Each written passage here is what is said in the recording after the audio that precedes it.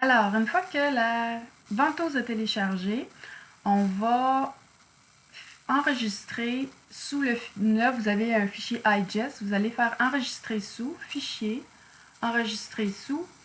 Et au lieu d'iGest, vous allez aller chercher l'extension CatPart. Ça va nous permettre, là, je ne sauvegarderai pas dans mon cas, c'est déjà fait, ça va vous permettre de faire importer cette pièce-là dans votre assemblage. Alors, ceci dit, où est-ce qu'il va? On va aller le dessiner sur notre copie épaisse. Alors ici, on a 4 trous de la forme de la ventouse. Tantôt, on avait établi la forme de la ventouse qui était à 5,43 de long par 2,40 de large. Alors, ce que j'ai fait une poche, une cavité, et ensuite j'ai fait une répétition rectangulaire pour les 3 autres. Donc, je retourne là. Ce que j'ai fait, j'ai dessiné un houblon 5,43 par 2,40 que j'ai mis à 1,3 de large. Ici, j'ai mis à 6 pouces, 1,3, excusez-moi, du bord de la pièce. Et ici, j'ai mis à 6 pouces du bout. Alors, comment j'ai fait pour trouver le 6 pouces du bout? C'est vraiment visuel. Je voulais dégager ici le coin pour avoir suffisamment de matière autour. Et le 1,3, c'est un calcul que j'ai fait. Je vous montre ce que j'ai fait. Dans le fond, j'ai une certaine largeur de disponible pour placer les ventouses au niveau de sa largeur. Fait que j'ai été mesurer, dans le fond, ça va donner une idée, avec la petite règle en bas, bien sûr. Je prends les deux côtés, 15,022 de large. Donc, j'ai 15,022. Là, je sais que j'ai fait un décalage de 10 à date, que je trouvais ça quand même assez bien réparti. Puis, centre à centre, j'ai 10. Donc, je veux savoir quelle largeur occupe mes ventouses en largeur. Fait que je prends mon 10 que j'ai décalé, plus la moitié ici de 2,4, c'est 1,2, plus la moitié ici, 1,2. Donc, j'ai pris ma calculatrice et j'ai fait 15. Le 0,022, on va le laisser faire, moins mon 10 de décalage plus mes ventouses, ça faisait 12,4. Ça me donne 2,6. Ça, c'est le rebord qui me laisse, qui me reste plutôt. Ici, là, il me reste ça de chaque côté, 2,6. Fait que je le divise par 2 pour un côté, 1,3. Et c'est ce que j'ai été mettre dans mon esquisse. Fait que je retourne dans mon esquisse. Si je regarde, ici, j'ai 1,3.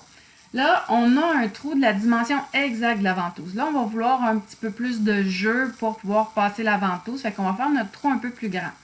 Quand on pense à faire des trous, des géométries particulières, il faut penser à quel outil on va faire. Fait qu'ici, on va prendre ce qu'on appelle un emporte-pièce. C'est une géométrie qui est en cylindre, dans le fond, qui va venir creuser dans la pièce en forme de rond. On va le faire de chaque côté. Puis, on va relier ça en ligne droite, tout simplement, ensuite.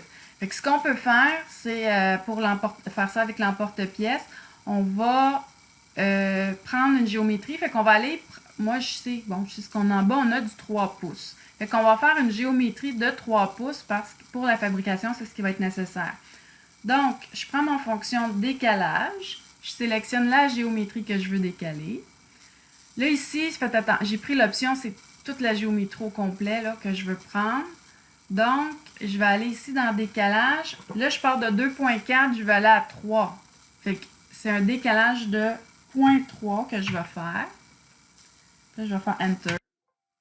Puis là, on voit, j'ai une géométrie ici. Puis là, si je veux un diamètre de 3 pouces, j'ai tout simplement à aller reprendre ma petite règle, si je veux, en bas.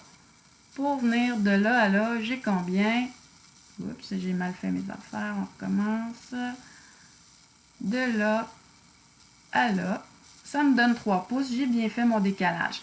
Là, pour faire une poche, je ne veux pas avoir deux profils. J'en veux juste un. Fait que je vais appuyer sur Shift. Je vais prendre le contour. Bon, il se prend pas tout dedans. Un contrôle, excusez. Bon, on appuie sur CTRL et on va aller le mettre ici en élément de construction. Donc, il ne sera pas considéré dans ma poche. Donc, ce qui s'est passé, c'est que j'ai encore toutes mes 4 cavités bien réparties sur ma pièce. Et maintenant, elles sont un petit peu plus grandes que ma ventouse que je vais installer. Et ils sont à 3 de diamètre ici, donc 3 étant la largeur d'un outillage connu que je sais qu'on a au collège. Parce que sinon, là, si on fait à 2.64375, mais cet outillage-là, il n'existe pas. Puis si on le fait faire, ça va être hyper cher parce qu'en plus, c'est un outil diamanté.